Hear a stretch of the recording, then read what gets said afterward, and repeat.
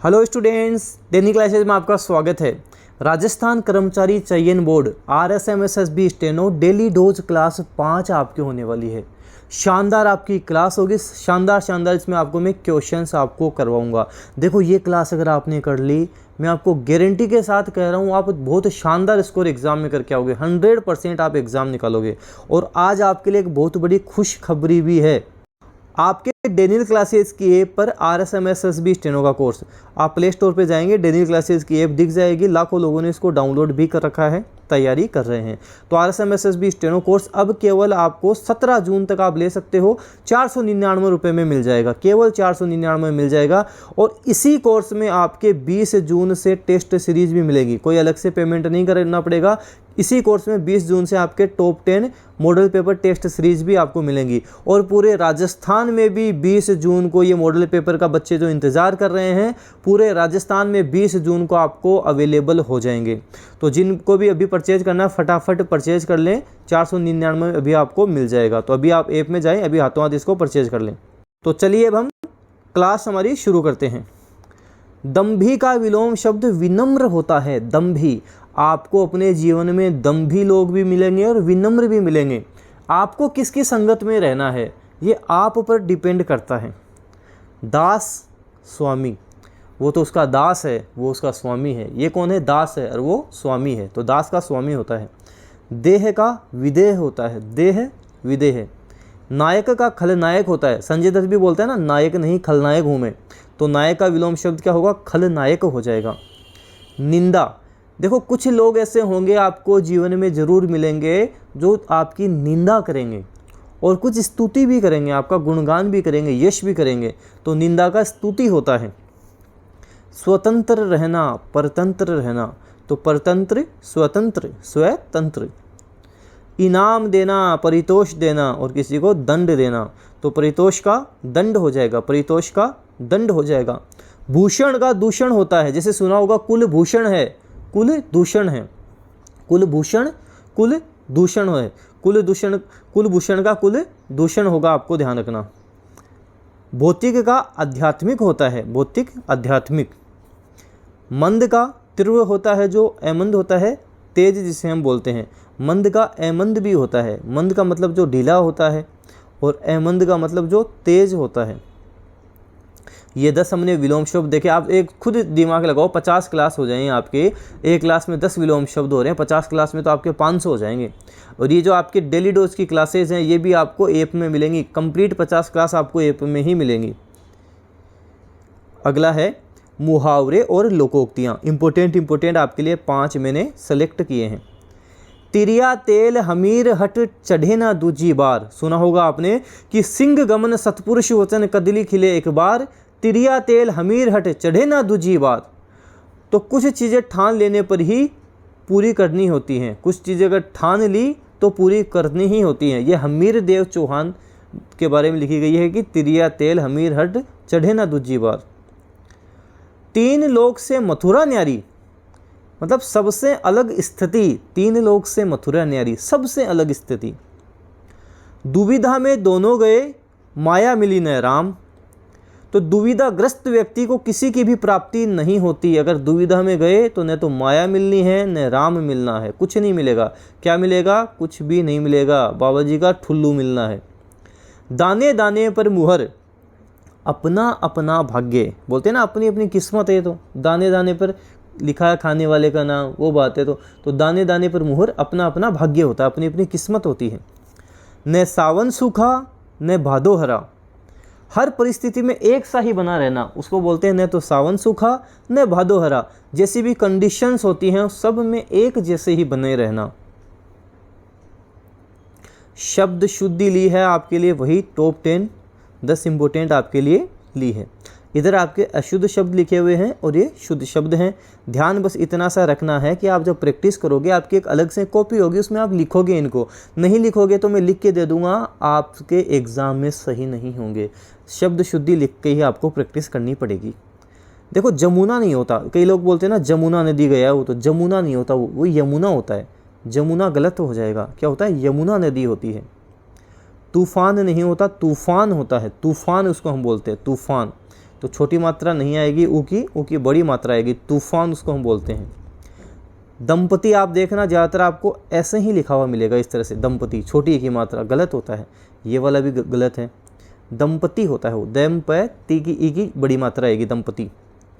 दुशासन, जैसे कई बार क्या होता है, जैसे हम दुख लिखते हैं ना, दुख के जैसे लोग दुशासन भी लिख देते हैं, गलत हो जाएगा। दुशासन इस तरह से लिखा जाएगा, दु फिर आधा शय, दुशासन इस तरह से आएगा। ध्वनि, ध्वनि नहीं होता वो, ध्वनि होता है, ध्वनि छोटी ई की मात्रा आएगी, ध्वनि। एगम गलत होता है, एगम में सही होगा, एगम गलत होगा, ध्यान रखना, एगम में होगा। ऐसे अधीक्षक नहीं होता, अधीक्षक होता है, अधीक्षक, अधीक्षक बोलेंगे। अध्यात्मक नहीं होता, आध्यात्मिक होता है, आध्यात्मिक उसको हम बोलेंगे। शुद्ध क्या होगा, आध्यात्मिक होगा। ऐसे ही एहसास गलत है, एहसास होता है, एहसास उसको हम बोलते हैं। ईंधन भी गलत है, इस तरह से लिखा जाएगा ईंधन। इनकी लिख लिख के प्रैक्टिस कर लेना, आपसे रिक्वेस्ट है, 1000 बार रिक्वेस्ट है। एग्ज़ाम में कंफ्यूज हो जाओगे बिना लिखे अगर आप जाओगे तो प्लीज़ लिख के, इनकी रिक्वेस्ट आपसे लिख के आपको करने हैं। कुछ संधि ली है, देखो संधि वैसे मैं आपको यहाँ पे बता देता हूँ, कुछ एग्जाम्पल करवा देता हूँ आपको। जैसे इनको एग्जाम्पल्स को करना हो तो सीधा बस इतना देखा करो आप, ये वाला पोर्शन देखा करो, उसके बाद किया करो। बाकी देखो संधि जो मैंने आपको करवा रखी है, कोर्स में करवा रखी है, वहाँ से आप पढ़ोगे ना तब आपके ढंग से अच्छे से संधि क्लियर होगी। संधि की बात कर लेते हैं। जैसे पर्याय कैसे बना, परी प्लस आय से बना पर्याय। यवर वाली संधि है, यवर वाली संधि कौन सी है, यण संधि है, यवर वाली संधि है, ये वर, यवर वाली संधि है, ये आ गया। पर्याय आधा रे ये बना है, तो परी प्लस आय पर्याय, ई प्लस आ का क्या बन गया, या बन गया। ये यवर वाली संधि है जिसको हम बोलते हैं यण संधि। जैसे अगले में भी देखो, नी प्लस ऊन से न्यून बना है, ये आ रहा है, तो ये का मतलब यवर वाली संधि जिसमें आधा शब्द बनता है, न्यून। ऐसे ही अगला है मंत्र प्लस औषधि, मंत्रोषधि। देखो एक चीज़ ध्यान रखना आपको, कभी आप वृद्धि संधि तो आप गलत नहीं करोगे। नाम क्या है, वृद्धि, इंग्लिश में बोलो इंक्रीज, INCREAS, इंक्रीज बोलो। इंक्रीज का मतलब क्या हो गया, वृद्धि हो गई। अब देखना समझना, ऊपर कितनी मात्रा दिख रही है इसमें, मंत्रोषधि में 2 मात्रा दिख रही है ना आपको। 2 मात्रा का क्या मतलब होगा, वृद्धि हो गई, मतलब वृद्धि संधि है। जब भी 2 मात्रा इस तरह से दिखें और वो शब्द आपसे टूट जाए, शब्द आपसे बन जाए, तो समझ लेना वहाँ पे वृद्धि संधि है, वहाँ पे वृद्धि संधि होगी। तो मंत्र प्लस औषधि, मंत्रोषधि, वृद्धि संधि। अगला है प्रेमोन्नत, प्रेमोन्मत, प्रेम प्लस उन्मत बराबर प्रेमोन्मत। अब इसमें क्या समझना है आपको, गुण संधि में ऐसे बोलना, ये जो गुण संधि है ना, इसमें क्वालिटी है, इसमें एक गुण है। क्या गुण है, आप आगे कुछ भी कर लो, ये मात्रा अपने पे एक ही लेगी, 2 मात्रा नहीं लेगी, एक ही मात्रा लेगी। क्यों लेगी, इसकी क्वालिटी है, इसमें एक गुण है। तो देखो ए आ के बाद में ऊ आएगा तो ओ हो जाएगा, ए आ के बाद में अगर ई आता तो ए हो जाता है, और ऊ आता तो ओ हो जाता है, ये ध्यान रखना। तो प्रेम प्लस उन्मत प्रेमोन्मत हो जाएगा, एक मात्रा आएगी इसमें, 2 नहीं आएगी। 2 कहाँ आएंगी, वृद्धि में आएंगी।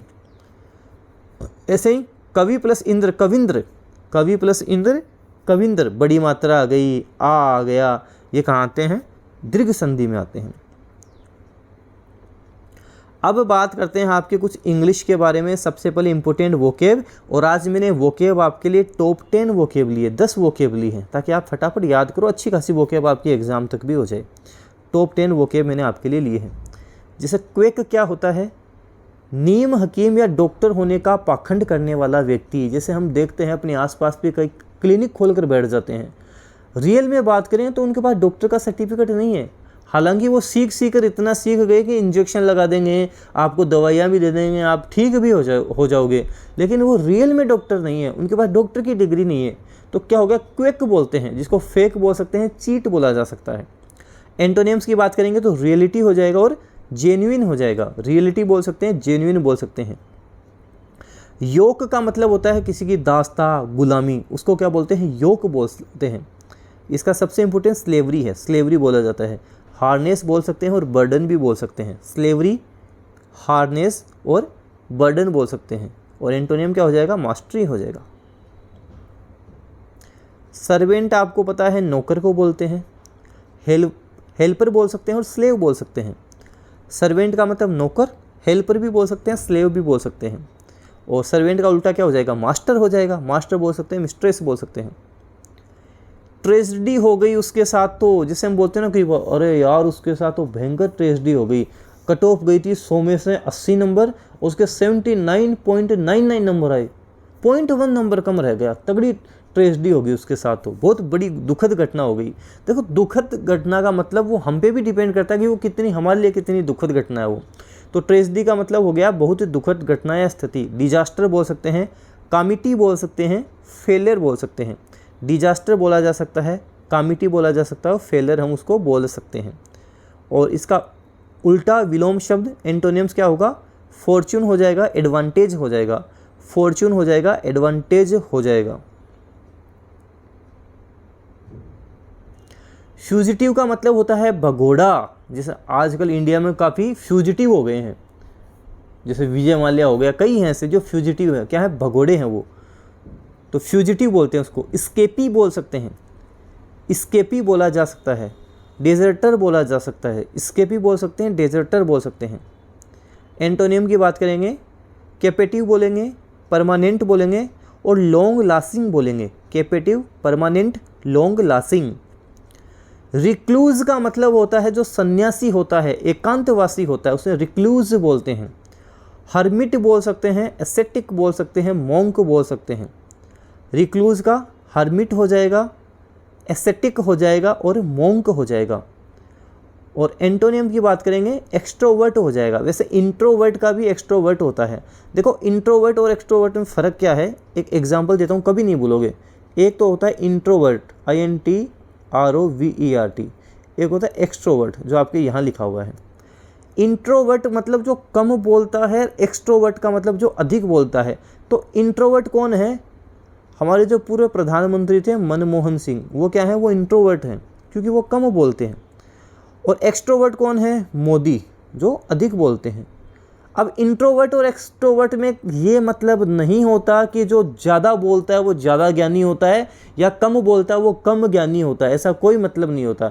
मनमोहन सिंह इंट्रोवर्ट, कम बोलते थे, RBI के गवर्नर भी वो रह चुके हैं, ध्यान रखना। तो इंट्रोवर्ट, एक्सट्रोवर्ट। इनहिबिट का मतलब होता है निषेध करना, अवरोध करना, इनहिबिट बोलते हैं। रिस्ट्रिक्ट बोल सकते हैं, प्रिवेंट बोल सकते हैं, फॉरबिड बोल सकते हैं। और एंटोनियम की बात करें, एडवांस बोल सकते हैं, अलाउ बोल सकते हैं, अप्रूव्ड बोला जा सकता है। स्मग बोलते हैं दंभी को, जो आत्मसंतुष्ट होता है। पोम्पस बोल सकते हैं, कंप्लेसेंट बोल सकते हैं। तो पोम्पस बोला जा सकता है, कंप्लेसेंट बोला जा सकता है। स्मग मतलब दंभी। और एंटोनियम्स की बात करेंगे, जो मोडेस्ट हो, एकदम हम्बल हो, अनश्योर हो। Modest, humble, unsure. Onus, onus का मतलब होता है बोझ या दायित्व, उसको ओनस बोलते हैं। बोझ या दायित्व क्या बोलते हैं, ओनस बोलते हैं। बर्डन हो जाएगा, लोड हो जाएगा, ड्यूटी हो जाएगा। और एंटोनियम्स हो जाएगा एडवांटेज, बेनिफिट और एड हो जाएगा। देखो क्लास आपके लिए ला रहा हूँ, 50 क्लासेज के लिए बोला है, 50 क्लासेज करवाऊँगा। जैसे कोई टॉपिक कंप्लीट हो जाएगा कि मैंने विलोम शब्द काफ़ी सारे करवा दिए, उसकी जगह दूसरा ले लूँगा, ऐसे कर करके सारी चीज़ें आपको करवा दूंगा। रिक्वेस्ट इतनी ऐसी है कि आप इसको शेयर ज़रूर करें। देखो मैं देखता हूँ कि व्यूज़ अच्छे आ रहे हैं, लाइक नहीं होते, लाइक किया करो, शेयर किया करो, ताकि थोड़ा कॉन्फिडेंस और बढ़े कि हाँ बच्चों के लिए और मेहनत करनी चाहिए। हर्डल का मतलब होता है बाधा। बाधा है कौरव दल सी तुम टूट पड़ो, अर्जुन सा योद्धा बनकर तुम टूट पड़ो। तो हर्डल का मतलब होता है बाधा। ऑब्स्टेकल बोल सकते हैं, हिंड्रेंस बोल सकते हैं, डिफ़िकल्टी बोल सकते हैं। Obstacle, hindrance, difficulty. और एंटोनियम्स की बात करेंगे, एडवांटेज हो जाएगा, हेल्प हो जाएगा, एड हो जाएगा और ईज हो जाएगा। अब बात करते हैं आपके कुछ टेंसेज के बारे में, टेंसेज के एरर के बारे में। समझ में आता है उतना समझो, ढंग से समझना है, ऐप में कंप्लीट कोर्स पढ़ा है। He told me that he wrote a letter to his superior for a certain reason. He told me, उसने मुझे कहा कि उसने एक लेटर लिखा अपने सुपीरियर को कुछ कारणों के कारण, कुछ सर्टेन कारण थे उसके कारण लिखा। अच्छा एक बात बताओ, जैसे मान लो अपन दोनों बात करें, आप और मैं बात कर रहे हैं, है ना, और आप मुझे आके बोलते हो कि मैंने है ना मेरे जो सुपीरियर है ना उसके खिलाफ एक लेटर लिख दिया है ना। अब आप मेरे को बोल रहे हो ये बात, आप मेरे को बोल रहे हो उससे पहले तो आप लेटर लिख चुके हो। पहले कौन सा काम हुआ? पहले लेटर लिखने का काम हुआ। तो जो काम पहले हुआ है उसमें हम हैड का यूज करेंगे, और जो अब चल रहा है उसमें हम पास्ट टेंस का यूज करेंगे। तो आप मेरे पास आए, ही टोल्ड मी, ठीक है, that he wrote a letter की जगह ही हैड रिटन ए लेटर होगा, he had written a letter, क्योंकि ये पास्ट और ये पास्ट का भी पास्ट, ऐसे याद रखना, ये पास्ट है और ये तो पास्ट का भी पास्ट है। तो जो काम पहले हुआ उसके लिए हम हैड रिटन बोलेंगे। He had written a letter to his superior for a certain reason. इस तरह से सेंटेंस बनेगा। The stranger asked the little girl what is her name. ये व्हाट इज हर नेम नहीं होगा, व्हाट हर नेम वॉज होगा, क्योंकि यहाँ पे क्वेश्चन मार्क नहीं लगा हुआ है, यहाँ पे कोई क्वेश्चन मार्क नहीं है, ये सिंपल सा सेंटेंस है। तो the stranger asked the little girl what her name was, इस तरह से ये सेंटेंस बनेगा। The train is supposed to arrive at 10 AM yesterday but it was an hour late. ऐसा था कि ट्रेन थी वो 10 बजे आ जाएगी कल, लेकिन क्या था, वो तो लेट हो गई थी, ट्रेन लेट हो गई थी। तो द ट्रेन वॉज सपोज होगा, यस्टरडे की बात हो रही है, ठीक है, यस्टरडे की बात हो रही है, तो क्या बोलेंगे, द ट्रेन वॉज सपोज्ड होगा, इज नहीं आएगा, क्योंकि यहाँ पे यस्टरडे की हमें बात कर रहे हैं, पहले की यहाँ बात हो रही है। He will certainly help you if you will ask him in A pleasant manner. मतलब अगर आप अच्छे से पूछोगे ना तो तब तो वो हेल्प कर देगा आपकी। तो यहाँ तो ठीक है, he will certainly help you, ठीक है, लेकिन यहाँ पे विल नहीं आएगा, यहाँ पे ऐसी सेंटेंस बनेगा if you ask him, if you ask him, यहाँ विल नहीं आएगा, ध्यान रखना, यहाँ विल यूज़ कर लिया, अब यहाँ विल नहीं आएगा। The program which came on television these days in the evening is very interesting. जो देखो इसको ऐसे समझना, सेंटेंस को समझो आप क्या बोल रहा है। द प्रोग्राम, जो प्रोग्राम है ना, जो अभी टीवी पे आता है, दीज डेज मतलब इन दिनों जो टीवी पे आता है, वो क्या बहुत ज़्यादा इंटरेस्टिंग है।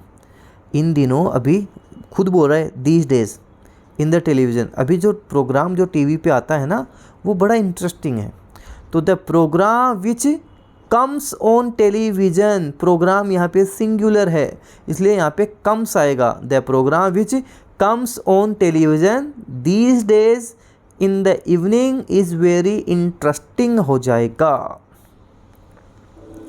अब आपके लिए मैंने लिए हैं यहाँ पे कुछ आपके जीके के, राजस्थान जीके के शानदार शानदार क्वेश्चंस लिए हैं।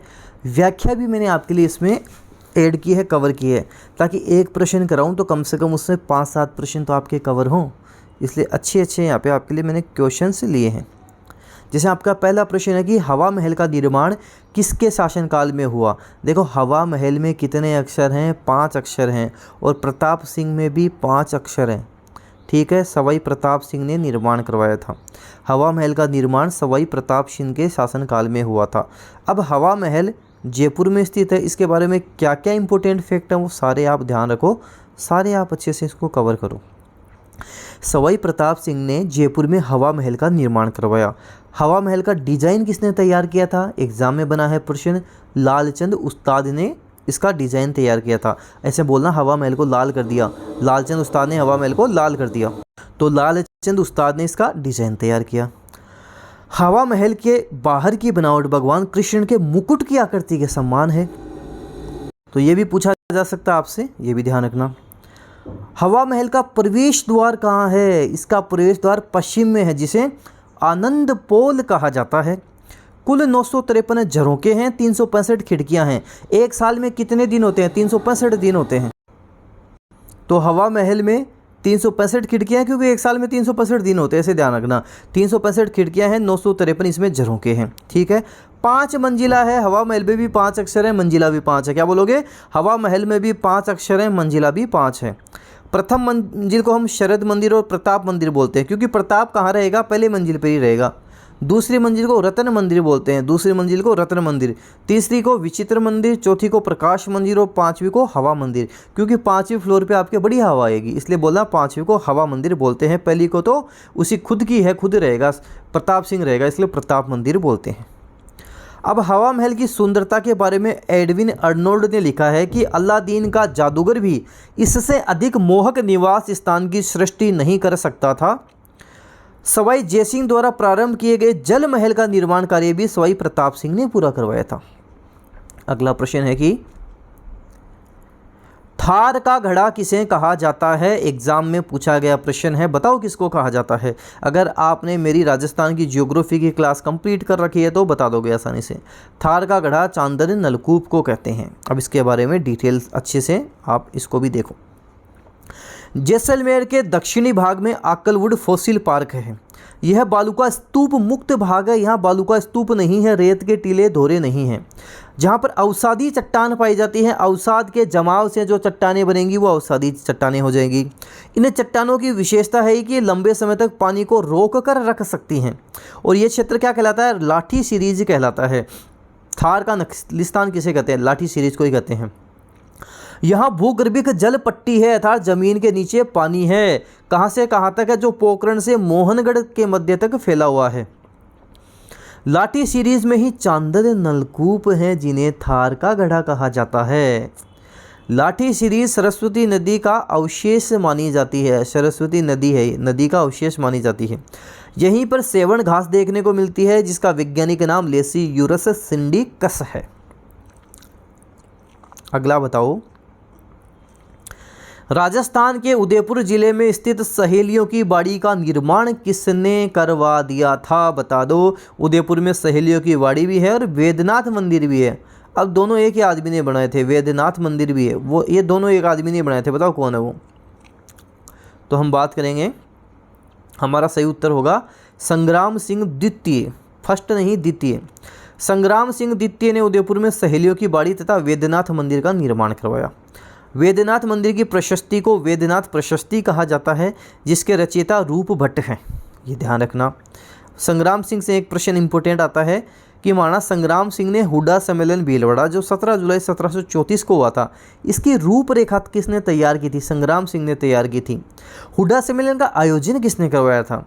सवाई जयसिंह ने करवाया था। अच्छा, अध्यक्षता किसने की थी? महाराणा जगत सिंह ने की थी। देखो, अध्यक्षता कौन करेगा? जो सबसे बड़ा होगा। सबसे बड़ा कौन है? मेवाड़ का महाराणा सबसे बड़ा है, तो मेवाड़ का महाराणा अध्यक्षता करेगा, ये ध्यान रखना। आयोजन जयपुर के सवाई जयसिंह ने करवा दिया था। ऐसे ध्यान रखना, जयपुर वाले पैसे वाले ज़्यादा थे इसलिए इन्होंने आयोजन करवा दिया था।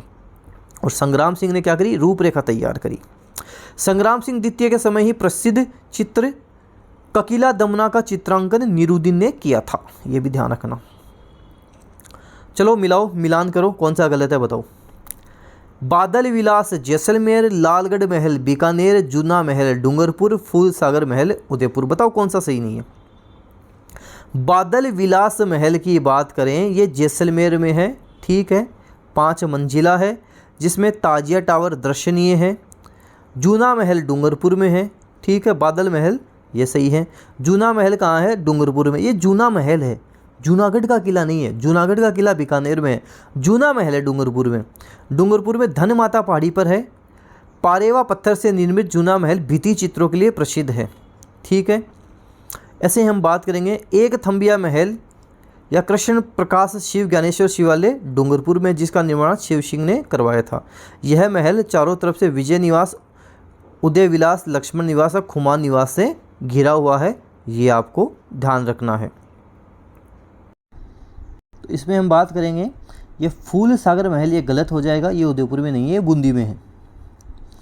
ऐसे अगला है कि निम्न में असंगत को आपको छांटना है। जल महल जयपुर में है क्या? बिल्कुल, जल महल जयपुर में स्थित है। एक थंबा महल अभी हमने देखा भी था, ऊपरी हमने बात की, एक थंबिया महल या कृष्ण प्रकाश शिव ज्ञानेश्वर शिवालय डूंगरपुर में है। जूनागढ़ का किला बीकानेर में है।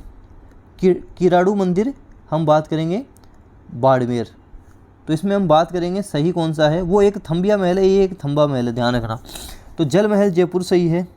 एक थंबा महल की बात करेंगे जोधपुर, सही है, जोधपुर ग्रामीण में ये है। जूनागढ़ का किला बीकानेर में है। किराड़ू के मंदिर बांसवाड़ा में नहीं, बाड़मेर में है, बाड़मेर में, आपको ध्यान रखना। एक थंबा महल प्रहरी मीनार जोधपुर ग्रामीण जिले के मंडोर में स्थित अष्टकोणीय आकार में निर्मित 3 मंजिला महल का निर्माण महाराजा जगत सिंह द्वारा करवाया गया। किराड़ू के मंदिर हाथमा गांव बाड़मेर में है। किराड़ू को राजस्थान का खजुराहो कहा जाता है।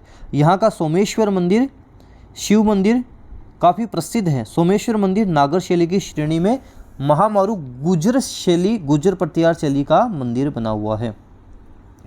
तो ये हमने बात कर ली, आपके डेली डोज क्लास 5 हो गई। हिंदी, इंग्लिश, जीके, जो इंपॉर्टेंट फैक्ट थे वो मैंने आपको सारे करवाए, इसमें अच्छे से इनको करवा दिया। एक बार आप वापस इसकी क्लास भी देखना ताकि ढंग से आपके अच्छे से याद भी हो जाएं, अच्छे से आप इन सबको कवर भी कर लो। और जो भी स्टूडेंट है जो कोर्स लेना चाहते हैं वो प्ले स्टोर पर जाएँ, डेनियल क्लासेस की जो आपकी ऐप मिलेगी वहाँ से आपको मिल जाएगा। अभी केवल 499 रुपये में आपको कंप्लीट कोर्स मिल जाएगा। धन्यवाद।